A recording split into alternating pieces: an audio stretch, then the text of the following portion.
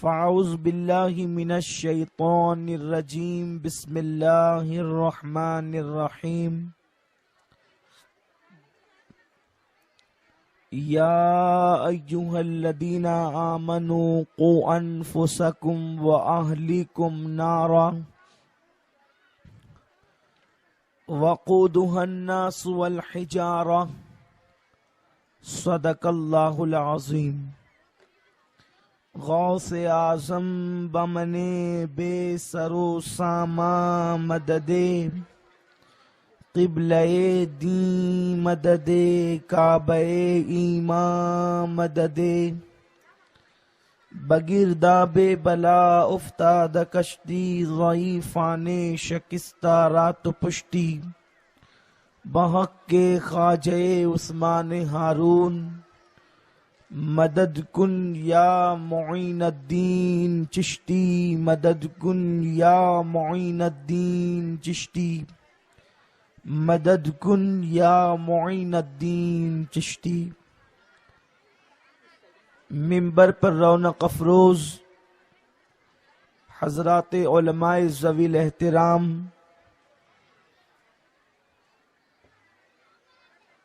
پردہ نشین ماؤں اور بہنوں، السلام علیکم ورحمۃ اللہ وبرکاتہ۔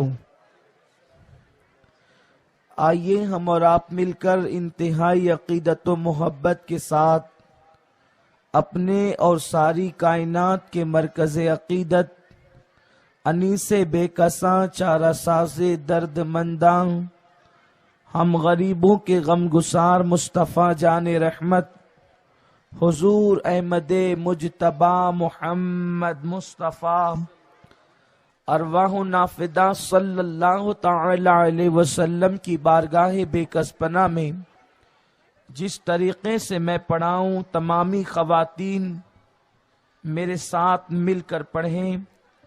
الصلاۃ والسلام علیک یا رسول اللہ،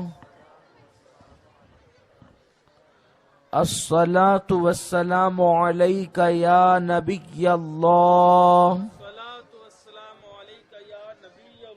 الصلاۃ والسلام علیک یا حبیب اللہ،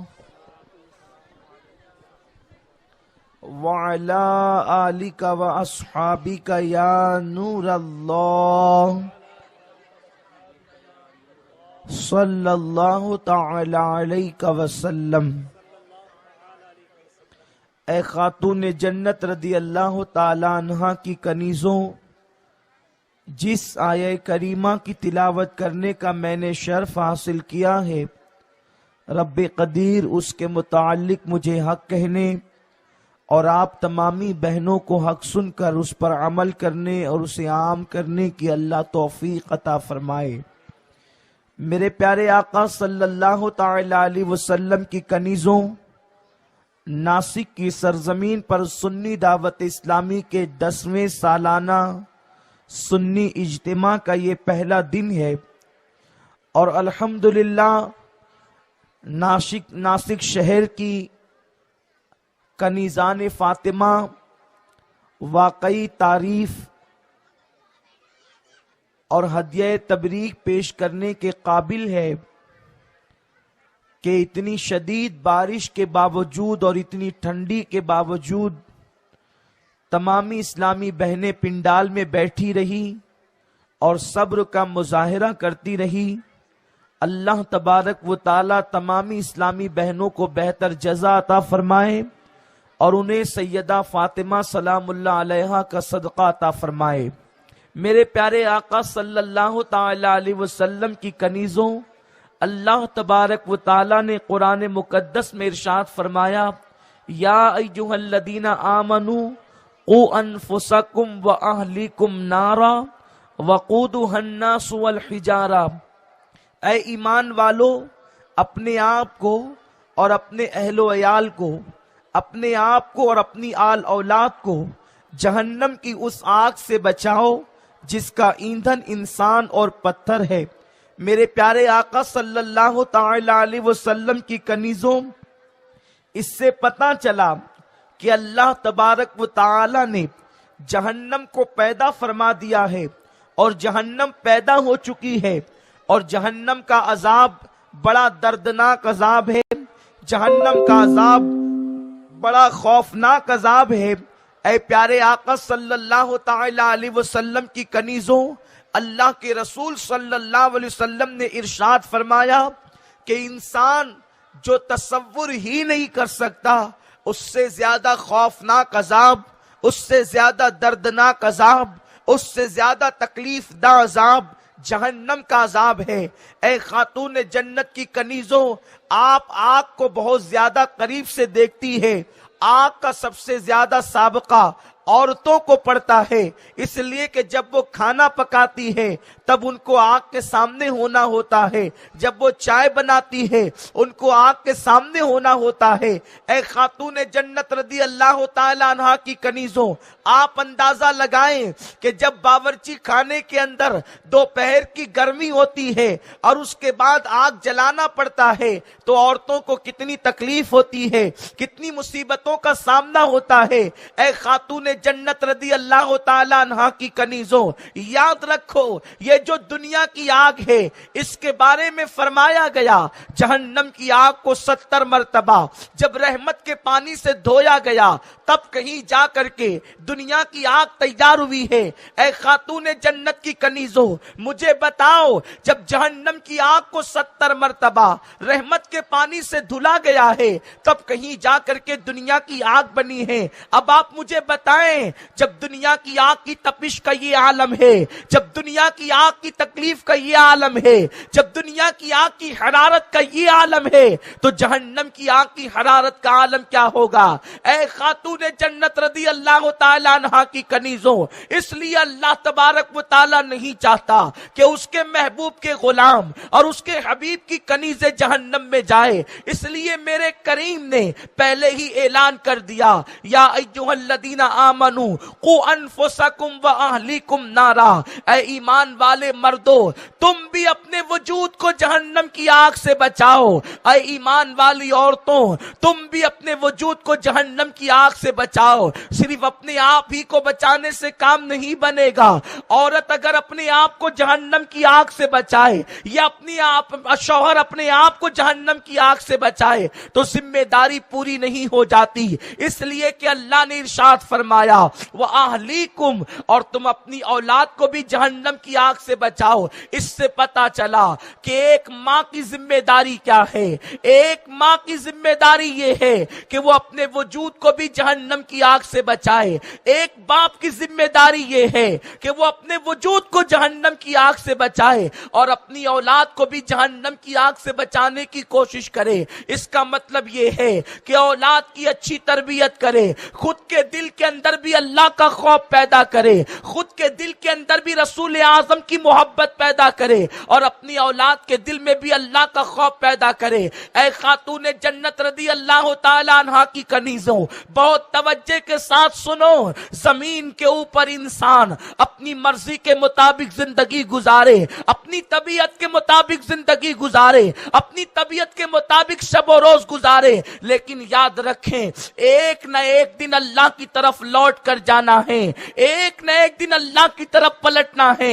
اے خاتون جنت رضی اللہ تعالی عنہا کی کنیزوں، آپ کا شوہر زیادہ سے زیادہ مالدار ہو سکتا ہے، آپ کا شوہر کروڑ پتی ہو سکتا ہے، آپ کا شوہر دکاندار ہو سکتا ہے، آپ کا باپ جو ہے وہ مالدار ہو سکتا ہے، لیکن ہم نے تاریخ میں ایسی عورتوں کا تذکرہ پڑھا ہے جس کا شوہر صرف مالدار نہیں تھا بلکہ بادشاہ تھا، کسی کا باپ بادشاہ تھا، کسی کا شوہر بادشاہ تھا، کسی کا بھائی بادشاہ تھا۔ ان عورتوں کی زندگی کا عالم یہ تھا کہ جب ان کو نہلایا جاتا تو ان کو دودھ سے نہلایا جاتا، جب وہ شادی کے کسی پروگرام میں جاتی تو ان کو بالوں بال موتی پروئے جاتے۔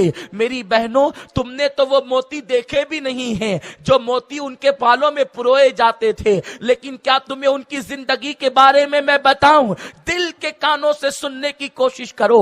وہ بادشاہوں کی بیویاں، وہ بادشاہوں کی بیٹیاں، وہ بادشاہوں کی بہویں وہ بادشاہوں کی بہنیں جن کے بالوں بال موتی پروئے جاتے تھے، جن کو دودھ سے نہلایا جاتا تھا، جن کے لیے حوض بنائے جاتے تھے، اللہ اکبر، جب وہ دنیا سے کوچ کر گئی، جب دنیا سے ان کا انتقال ہو گیا، تو آج ان کی قبروں کا نشان بھی موجود نہیں، آج ان کا نام بھی موجود نہیں، مگر اللہ اکبر، کائنات کے اندر ہم ایک عورت کو دیکھتے ہیں جو 3 دن کے فاقے کرتی تھی، ایک مہینہ بھوکا رہتی تھی، اس کے وجود پر ایک چادر ہوتی تھی، وہ بھی بہت پیوندار ہوتی تھی، وہ بھی پھٹی ہوئی ہوتی تھی۔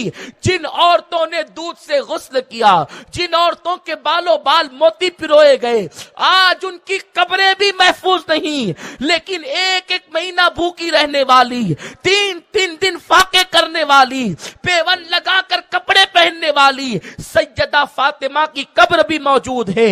منبر پر خطیب ہر جمعہ کو سیدہ فاطمہ کا نام احترام کے ساتھ لیتا ہے۔ جب فاطمہ الزہرا کا نام آتا ہے تو لوگوں کی نگاہیں عقیدت سے جھک جاتی ہے۔ مجھے بتاؤ، اس سے پتا چلا کہ دنیا کی موج مستی کے اندر جو ہے انسان کی عزت نہیں، دنیا کی موج مستی کے اندر انسان کا وقار نہیں، دنیا کے عیش و عشرت کے اندر انسان کو ترقی نہیں۔ اگر انسان کو ترقی ملتی ہے تو اللہ کو راضی کرنے سے ملتی ہے، انسان کو عزت ملتی ہے تو خدا کو منانے سے ملتی ہے۔ میرے پیارے آقا صلی اللہ علیہ وسلم کی کنیزوں، آج عورتیں بے باک ہو چکی ہے، گناہوں کے حوالے سے عورتوں کی زندگی نہایت ہی بے باک نظر آتی ہے، طرح طرح کے جرائم، طرح طرح کے گناہ آج کی ہماری سماج کی بیٹیاں کرتی نظر آتی ہیں۔ مثال کے طور پر اگر کوئی شادی کا موقع آ جائے، اگر کوئی خوشی کا موقع آ جائے، اگر کوئی تہوار کا موقع آ جائے تو عورتیں مہندی لگانے کی بڑی شوقین ہوتی ہے۔ اے خاتون جنت کی کنیزوں، یقیناً عورتوں کو مہندی لگانا چاہیے۔ سیدی اعلیٰ حضرت امام اہل سنت اعلیٰ حضرت امام احمد رضا خان محدث بریلوی رحمت اللہ تعالی علیہ نے فتاوی رضویہ شریف میں لکھا ہے کہ عورتوں کو ہاتھوں میں مہندی لگانا چاہیے، اس لیے کہ مہندی عورت کے ہاتھ کا پردہ ہے۔ بلکہ یہاں تک فرمایا گیا اگر عورت کے پاس مہندی لگانے کے لیے اتنے پیسے نہیں ہیں تو عورتوں کو چاہیے کہ وہ اپنے ناخن ہی کے اندر مہندی لگا لیا کرے، اگر نہیں پورے ہاتھ میں لگا سکتی تو وہ اپنے ناخنوں میں لگا لیا کرے۔ یقیناً مہندی لگانا عورتوں کے لیے زینت کا کام ہے، عورتوں کے لیے بہتر ہے، فقہا نے اس کا حکم بھی بیان فرمایا ہے۔ لیکن آج کی بچیاں مہندی کے نام پر اور ہاتھ کے اندر پھول پتیوں کے نکالنے کے نام پر غیر مسلم لڑکوں کے پاس، فنکاروں کے پاس جاتی ہے اور اپنا ہاتھ ان کے ہاتھ میں دے کر ان کے ہاتھوں سے مہندی لگاتی ہے، اس لیے کہ عورتیں اور بچیاں شادی اور خوشی کے موقع پر بڑے بڑے فنکار تلاش کرتی ہے کہ کون فنکار ہے جو اچھے سے مہندی لگا سکتا ہے اور میرا ہاتھ سب سے خوبصورت نظر آ سکتا ہے۔ بلکہ اب تو مہندی ہتھیلی سے لے کر کے منگٹ تک اور وہاں سے لے کر کے معاذ اللہ کوہنیوں تک آج کی بچیاں مہندی لگوا رہی ہے، اور وہ بھی غیر محرم لڑکوں سے، وہ بھی غیر مسلم لڑکوں سے۔ مردوں سے تو مہندی لگانا حرام ہی تھا، اس کے باوجود بھی غیر مسلم لڑکوں سے مہندیاں لگوا رہی ہے۔ اے خاتون جنت کی کنیزوں، تم کیا سمجھتی ہو کہ تمہارا ہاتھ تھوڑے دن کے لیے خوبصورت نظر آئے گا؟ اجنبی مردوں سے مہندی لگوانے والیوں، اجنبی مردوں سے پھول پتیاں بنوانے والیوں، یاد رکھو 8-10 دن ہاتھ کو خوبصورت بنانے کے لیے تم ہمیشہ کے لیے اپنے وجود کو جہنم کا ایندھن بنا رہی ہو۔ اگر تم نے مہندی لگانے کے لیے اپنا ہاتھ کسی مرد کے ہاتھ میں دے دیا تو تمہارا ہاتھ کہاں جائے گا؟ میرے آقا فرماتے ہیں اگر کوئی عورت اپنے ہاتھ کو کسی اجنبی مرد کے ہاتھ میں دے دے، اس ہاتھ پر سب سے زیادہ جہنم کا حق ہوا کرتا ہے، وہ ہاتھ جہنم کا ایندھن بنے گا، وہ ہاتھ جہنم میں جلے گا۔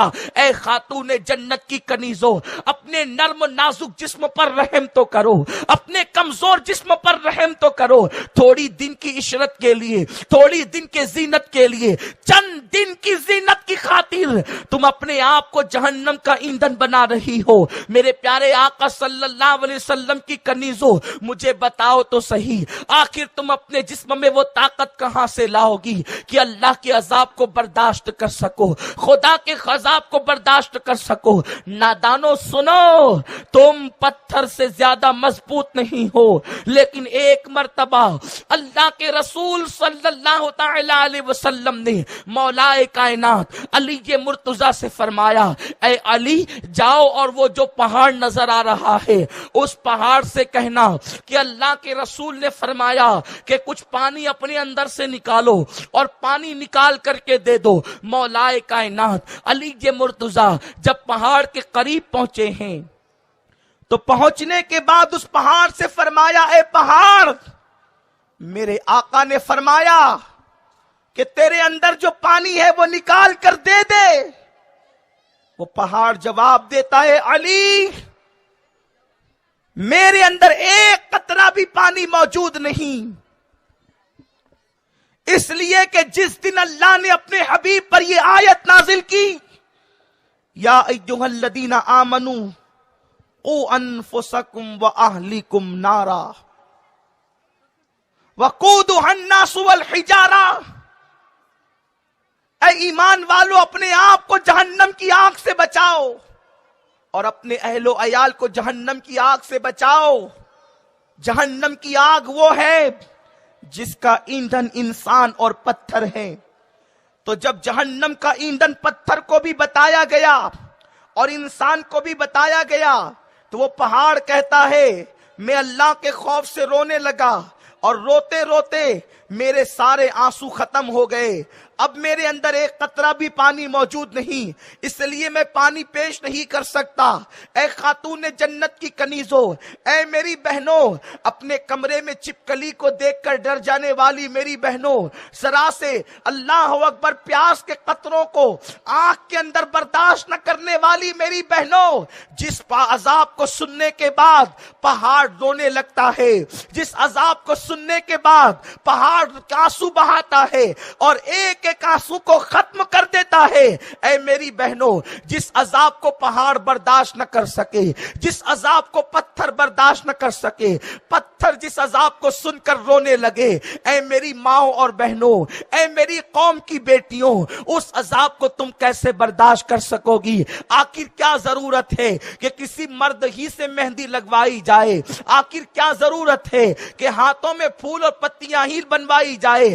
یاد رکھو، تم سادہ مہندی بھی لگا سکتے ہو، اور زیادہ سے زیادہ اگر بہت شوقی ہے تو کسی لڑکی سے لگوائی جائے۔ لڑکوں سے مہندی لگوانا حرام ہے، اپنے ہاتھ کو جہنم میں جلانے کے مترادف ہے، اپنے آپ کو جہنم میں ڈالنے کے مترادف ہے۔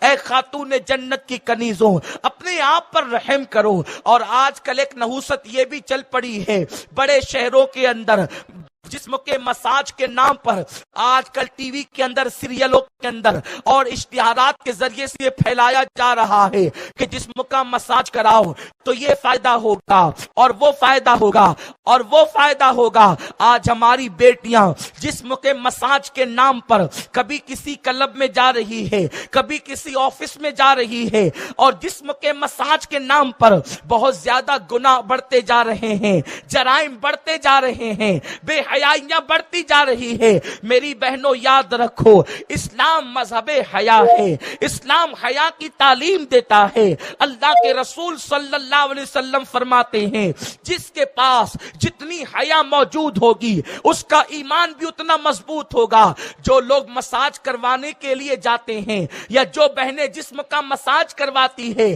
لوگوں سے مساج کروانا بھی ناجائز ہے، اس لیے کہ ایک عورت کا پورا جسم عورت ہے اور کونی کے اوپر کا حصہ ایک عورت اپنی ماں کے سامنے بھی بلا عذر شرعی ظاہر نہیں کر سکتی۔ ایک جوان بیٹی کو اس کی اجازت نہیں کہ اپنی کونی کے اوپر کے حصے کو بغیر عذر شرعی کے اپنی ماں کے سامنے ظاہر کر دے۔ اب میری بہنوں بتاؤ کہ جب کونی کے اوپر کا حصہ ایک جوان بیٹی اپنی ماں کے سامنے کھول نہیں سکتی بغیر کسی عذر شرعی کے، تو پوری پیٹھ کو کھول کر کے معاذ اللہ مساج کرنے والی عورتوں کے سامنے لیٹ جانا، اس کی اجازت کون دے گا اور اس کی اجازت تمہیں کس نے دی ہے؟ یاد رکھو یہ سیریل تمہیں گندگی کی طرف لے کر جا رہے ہیں، یہ سیریل تمہیں بے حیائی کی طرف لے کر جا رہے ہیں، یہ اشتہارات۔ یاد رکھیں اسلام میں کسی ایسے مساج کا تصور نہیں جو حرام کام کی طرف لے جاتا ہے۔ سنو، اگر کوئی اشتہار والا یہ کہتا ہے کہ مساج کرانے سے تھکن ختم ہو جاتی ہے تو اس سے بہترین علاج تھکن کا میرے مصطفیٰ نے تمہیں عطا فرمایا ہے، مصطفیٰ پیارے نے عطا فرمایا ہے۔ وہ علاج کیا ہے؟ اللہ کے رسول صلی اللہ علیہ وسلم کی مقدس بیٹی جسے دنیا سیدہ فاطمہ کے نام سے جانتی ہے، چکی اپنے ہاتھوں سے چلاتی ہے، پانی اپنے ہاتھوں سے بھرتی ہے۔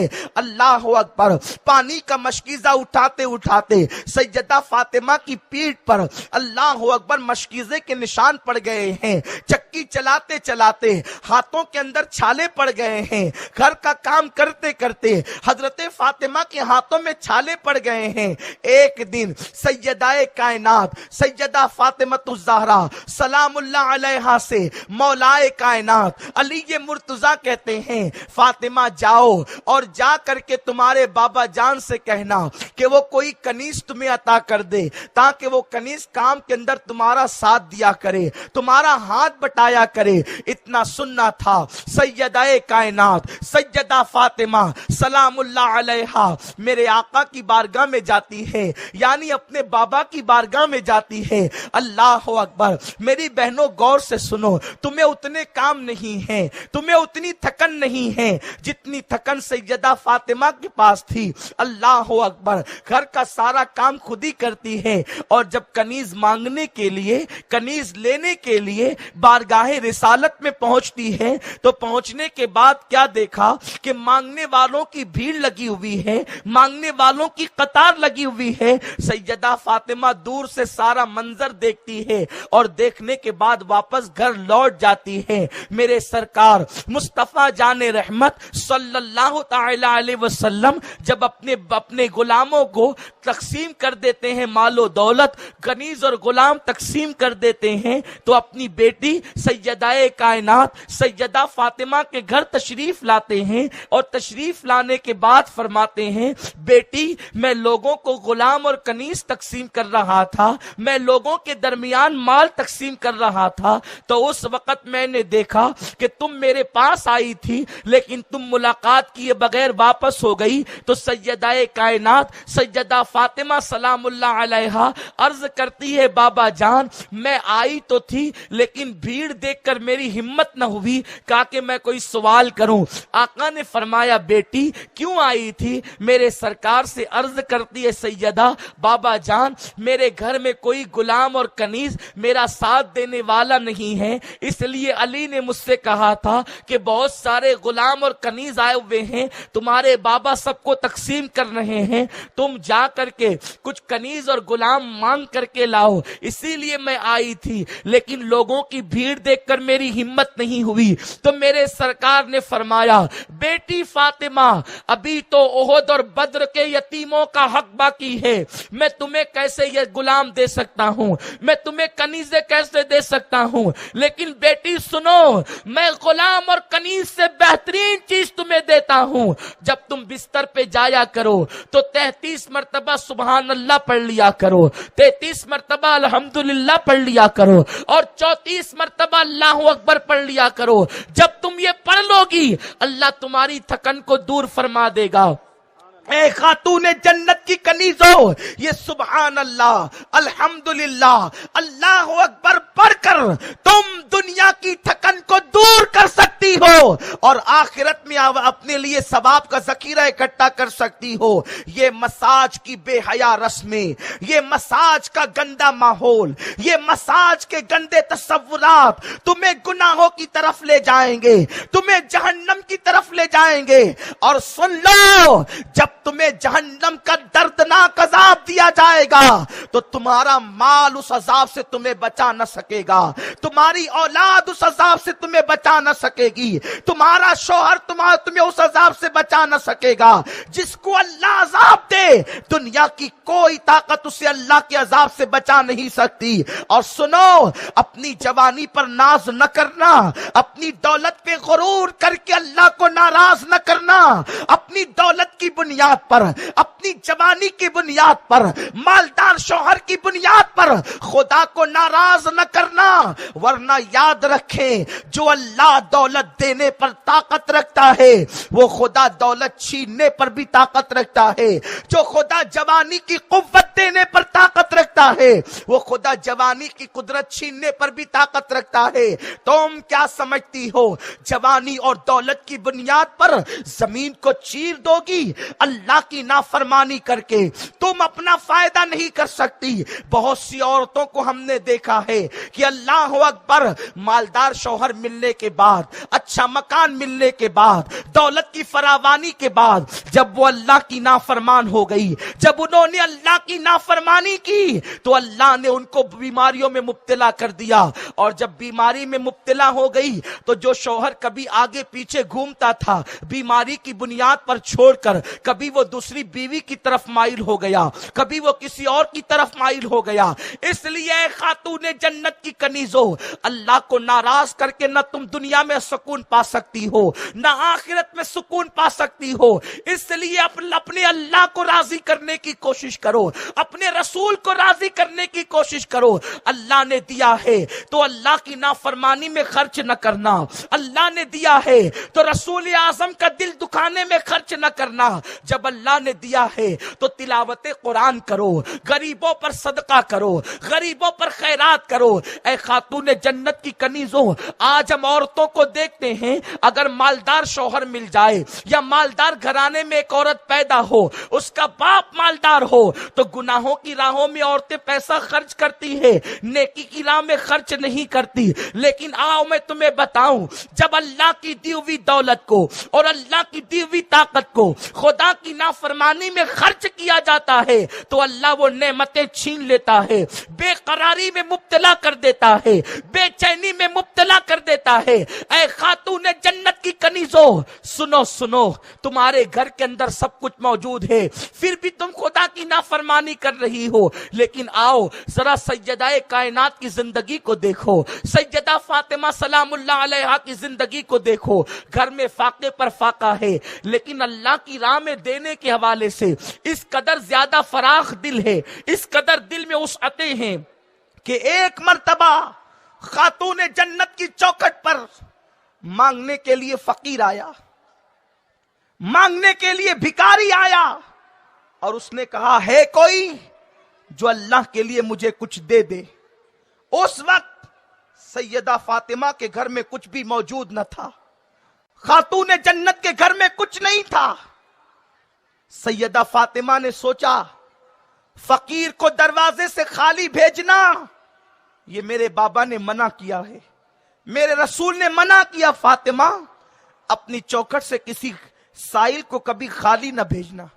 گھر میں ادھر ادھر دیکھا، کچھ نظر نہیں آیا، تو سیدہ فاطمہ اپنا دوپٹہ جس پر کئی پیوند لگے ہوئے تھے، اپنے دوپٹے کو اتار کر گھر کے اندر سے اللہ اکبر ایک روشن دان سے ہاتھ کو باہر کرتی ہیں، اور اس کے بعد وہ دوپٹہ اس فقیر کو، اس سائل کو دے دیتی ہے۔ جب دوپٹہ سائل کے ہاتھ میں پہنچا، سیدہ فاطمہ بے چین ہو گئی، سیدہ فاطمہ بے قرار ہو گئی۔ میں نے دوپٹہ تو دے دیا، گھر میں میں اکیلی ہوں، اگر میرے ابا اللہ کے رسول آ جائیں گے تو کیا وہ میرے سر کے بالوں کو دیکھیں گے معاذ اللہ، یا میرے بیٹے آ جائیں گے تو کیا وہ میرے کھلے ہوئے سر کو دیکھیں گے؟ بے چین اور بے قرار ہو گئی۔ ابھی بے چین اور بے قرار ہی ہو رہی تھی کہ ایسے میں دروازے پہ دستک ہوئی۔ جب سیدہ کائنات سیدہ فاطمہ سلام اللہ علیہا کے دروازے پہ دستک ہوئی تو دروازے پہ دستک کے بعد آپ کے دل کی دھڑکنیں تیز ہو گئی،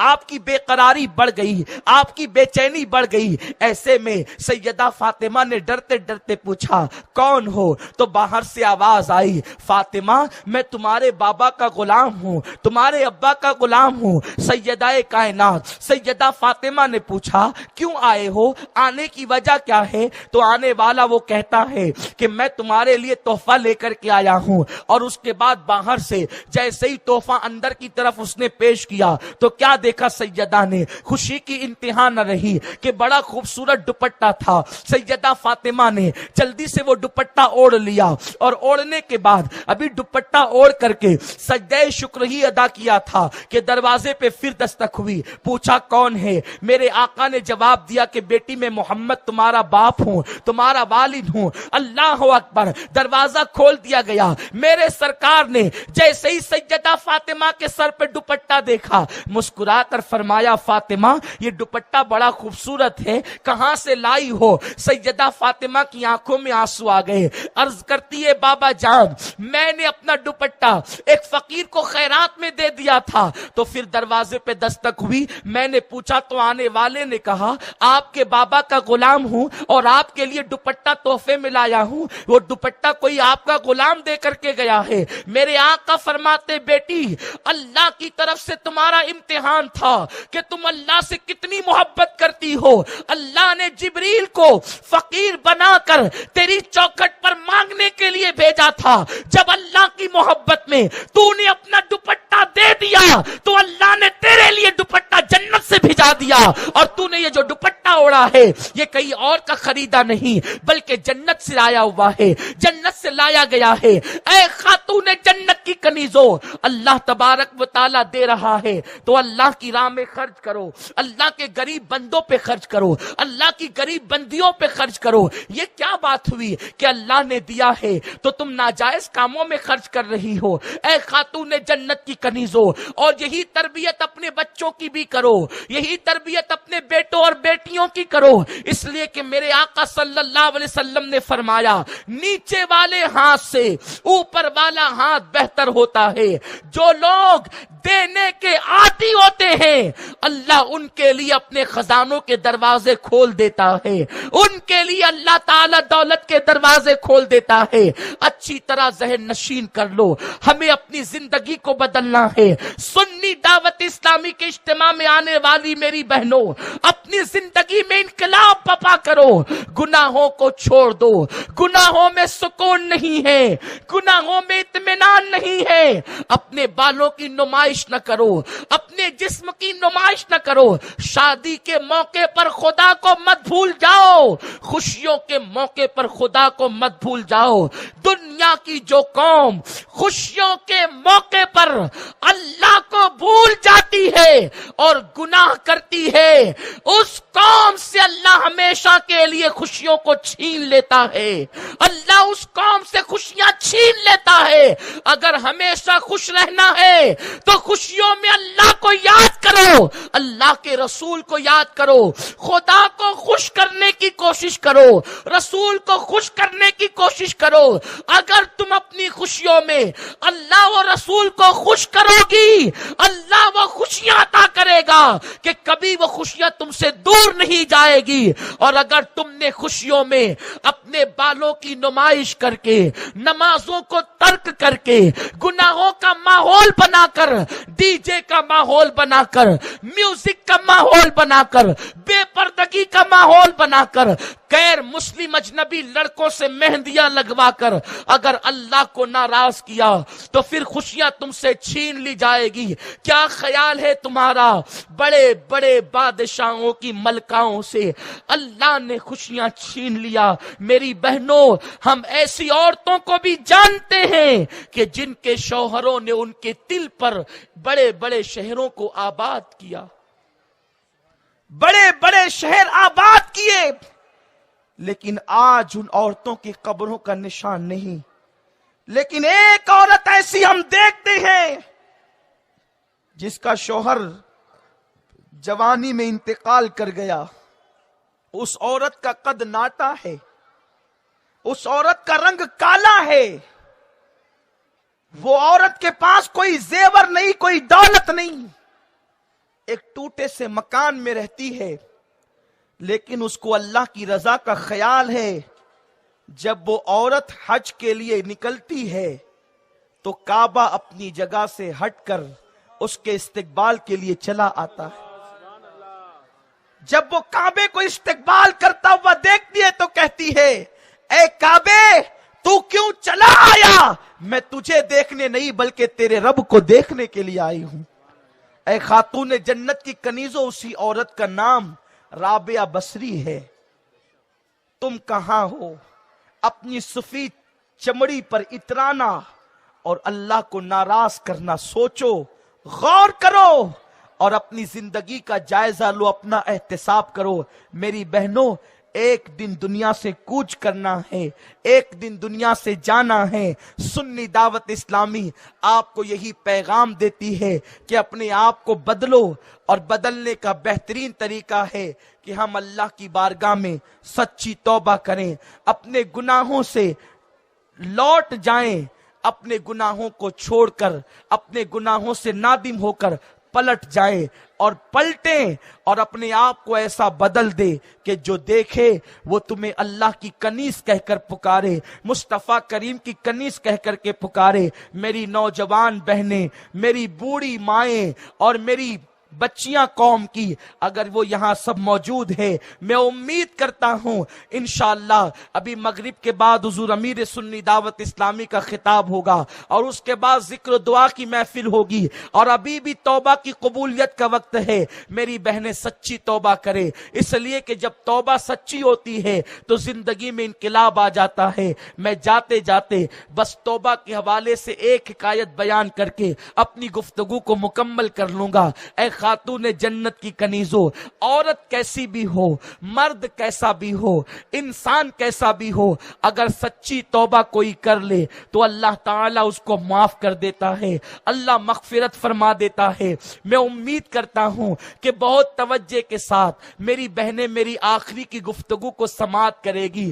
اے خاتون جنت رضی اللہ تعالیٰ عنہا کی کنیزوں، ایک مرتبہ حضرت ذوالنون مصری رضی اللہ تعالیٰ عنہ کی بارگاہ میں مصر کے کچھ لوگ آتے ہیں اور آنے کے بعد کہتے ہیں، اے ذوالنون، ہمارے محلے کے اندر ایک رقاصہ ہے جو بڑی فاحشہ ہے، جو بہت گنہگار ہیں، ایک کام کرے اس رقاصہ کو آپ محلے سے باہر نکال دیں، مصر سے باہر نکال دیں۔ حضرت ذوالنون مصری نے جیسے ہی سنا، آپ اللہ کے ولی تھے، آپ فرماتے ہیں، لوگوں اگر تم اس کو نکالنا ہی چاہتے ہو تو ایک کام کرو، اس کو گناہوں سے دور کروا دو، اس لیے کہ اگر ہم اپنے محلے سے یا اپنے ملک سے نکال دیں گے تو وہ کہیں اور جا کر گناہ کرے گی، وہ کہیں اور جا کر کے برائی کرے گی، اس لیے تمہارا مقصد تو گناہوں کا خاتمہ ہے، انشاءاللہ میں اس کا انتظام کر دوں گا۔ حضرت ذوالنون مصری رضی اللہ تعالیٰ عنہ اپنے ایک غلام کو بھیجتے ہیں اور بھیجنے کے بعد فرماتے ہیں، جا کر اس رقاصہ سے پوچھنا کہ اس کی ایک رات کی قیمت کیا ہے۔ اور جب وہ غلام پہنچا اور پہنچنے کے بعد رقاصہ سے کہا، اے رقاصہ، تیرا ناچ دیکھنے کے لیے دور دور سے لوگ آتے ہیں، یہ بتا کہ تیری ایک رات کی قیمت کیا ہے، ایک رات میں تو کتنا کما لیتی ہے؟ رقاصہ نے کہا، کیوں آپ ایسا کیوں پوچھ رہے ہیں؟ تو اس وقت غلام نے کہا، میرے آقا حضرت ذوالنون مصری آج رات تیرے ساتھ گزارنا چاہتے ہیں۔ اس لڑکی نے اپنے بالوں کو جھرجھری دے کر بڑے غرور سے کہا، لو اب ذوالنون جیسے ولی بھی میرے ناچ کے شیدا ہو گئے، میرے ناچ کے فدائی ہو گئے، اور اس نے اپنی قیمت بتا دی۔ اس کے بعد حضرت ذوالنون مصری کا غلام جب ان کے پاس پہنچا اور پاس پہنچنے کے بعد قیمت بتائی، ذوالنون مصری تیار ہو گئے۔ اللہ اکبر! رقاصہ سوچ رہی تھی کہ شاید ذوالنون مصری بھی اور مردوں کی طرح میرے ساتھ کھیل تماشا کریں گے، میرا ناچ دیکھیں گے، لیکن اللہ اکبر! عشاء کی نماز پڑھنے کے بعد حضرت ذوالنون مصری رحمت اللہ علیہ جب اس کے گھر پہنچے، گھر پہنچنے کے بعد فرمایا، بیٹی آج کی رات تیرے کمرے میں کوئی نہیں آئے گا، آج رات تجھے میرے ساتھ میں جیسا کہوں گا ویسا ہی کرنا ہے۔ اس لڑکی نے جب اپنے لیے بیٹی کا لفظ سنا تو کہنے لگی اے ذوالنون تم مجھے بیٹی کہہ رہے ہو؟ آپ فرماتے ہیں ہاں بیٹی، یہ اسلام کا نظریہ ہے کہ قوم کی ہر بیٹی ہر مسلمان کی بیٹی ہوا کرتی ہے، پوری امت کی بیٹی ہوا کرتی ہے۔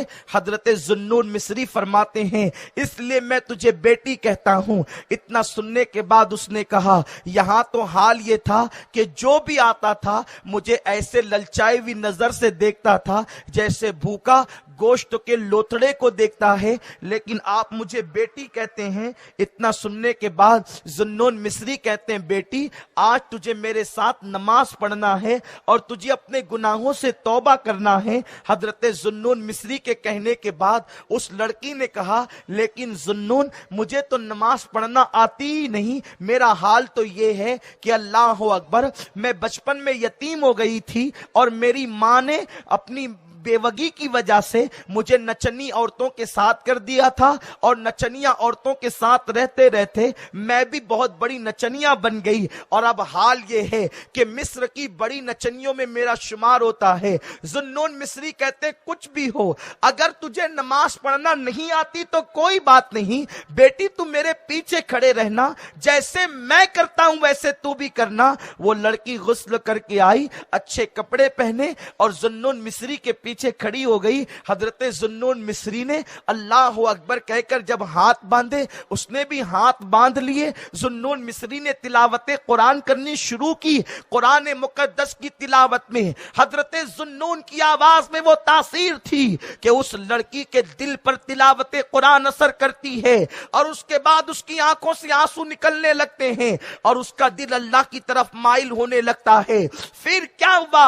حضرت ذوالنون مصری نے رکوع کیا، رکوع کے بعد جب سجدہ کیا، سجدے میں سر رکھ کر ذوالنون مصری کہتے ہیں اے اللہ بڑی محنتوں سے میں اس کو یہاں تک کے لایا ہوں، اے میرے پروردگار اس کو یہاں تک لانا میرا کام تھا، اس کے آگے سنبھال لینا تیری رحمت پر ہے۔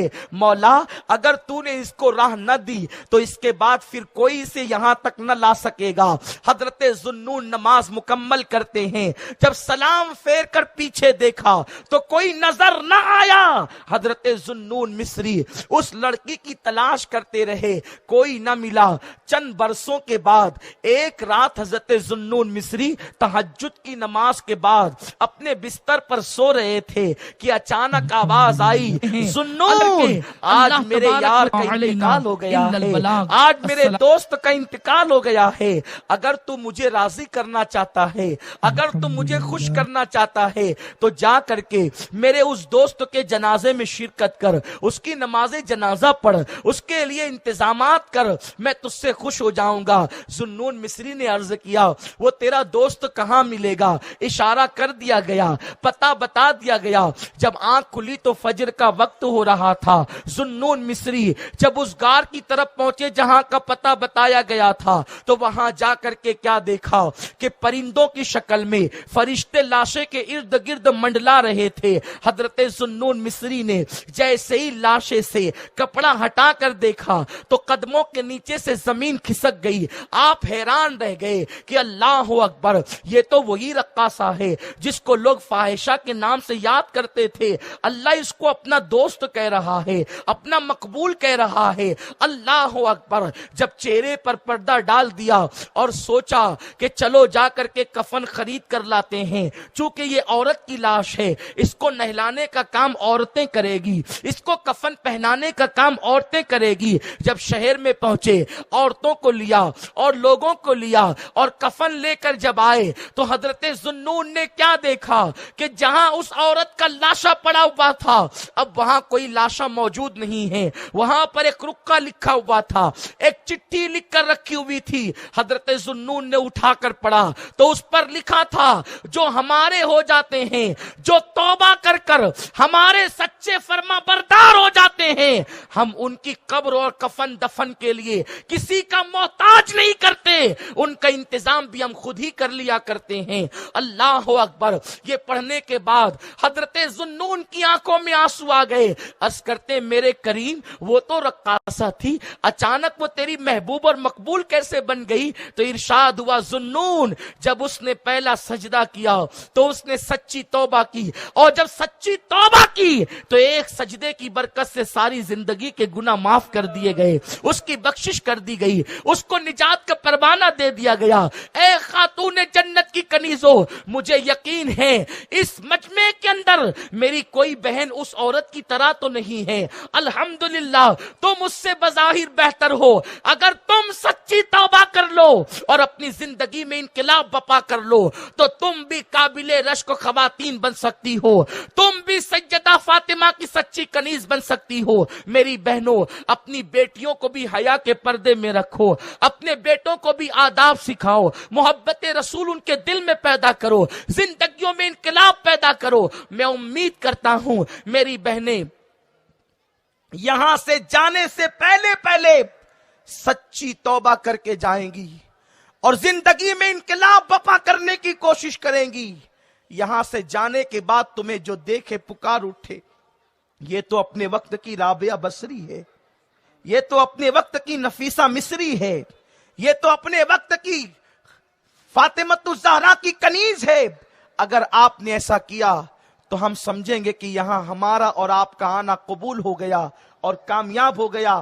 میری بہنوں سے میری گزارش ہے، اب مغرب کا وقت ہو چکا ہے، مغرب کی اذان ہوگی، آپ اپنی اپنی جگہوں پر خاموشی کے ساتھ مغرب کی نماز پڑھیں گی انشاءاللہ، اور مغرب کے بعد ایک نعت شریف ہوگی اور فوراً حضور امیر سنی دعوت اسلامی کا خطاب شروع ہو جائے گا۔ ہماری اور آپ کی خوش نصیبی ہے کہ حضور امیر سنی دعوت اسلامی تشریف لا رہے ہیں اور حضرت کا خطاب ہم سنیں گی۔ جو بہنیں اب تک کسی سچے پیر کے ہاتھ پر مرید نہیں ہوئی ہیں، میں ان بہنوں سے گزارش کرتا ہوں کہ حضور امیر سنی دعوت اسلامی اپنے خطاب کے بعد آپ سب کو مرید فرمائیں گے، داخل سلسلہ فرمائیں گے، اور آپ غوث اعظم کی کنیزوں میں داخل ہو جائے گی۔ یاد رکھیں حضور امیر سنی دعوت اسلامی سلسلہ عالیہ قادریہ کے شیخ طریقت ہیں، جو آپ سے مرید ہوگا گویا وہ سلسلہ قادریہ میں داخل ہو جائے گا۔ اس لیے میری بہنوں، میرے آقا غوث الاعظم نے فرمایا ہے، میرے غوث نے کہا ہے کہ میرے مریدوں پر میرا سایہ ایسے ہے جیسے آسمان کا سایہ زمین پر ہوا کرتا ہے، اور میرے مرید کو نہ دنیا میں کوئی خطرہ ہے نہ آخرت میں کوئی خطرہ ہے۔ جو بھی میرا مرید ہوگا وہ مرنے سے پہلے توبہ کر کے مرے گا اور اس کا خاتمہ ایمان پر ہوگا۔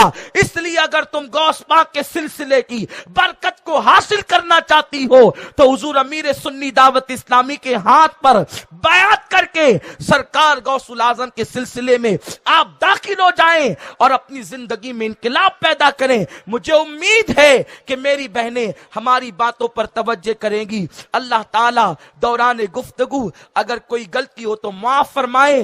اللہ پوری امت کی بچیوں کی عزت و عصمت کی حفاظت فرمائے۔ تمام میری بہنوں جنہوں نے بہت خاموشی کے ساتھ میرے ٹوٹے پھوٹے الفاظ کو سنا، اللہ میری ساری بہنوں کی جائز مرادیں پوری فرمائے۔ جن کو رشتے نہیں آتے اللہ ان کے لیے اچھے رشتوں کا انتظام فرمائے۔ جن کے شوہر ان سے ناراض رہتے ہیں اللہ ان میاں بیوی میں ایسی محبت پیدا کرے جیسے مولا علی اور سیدہ فاطمہ کے درمیان محبت تھی۔ اللہ پاک جن ساس اور بہو کے جھگڑے ہیں ان کا خاتمہ کر کے اللہ تبارک و تعالی گھروں کے اندر محبتوں کا ماحول پیدا فرمائے، اور اللہ آپ سب کو خوشیاں عطا فرمائے۔ دوران گفتگو کوئی غلطی ہو تو اللہ معاف کرے۔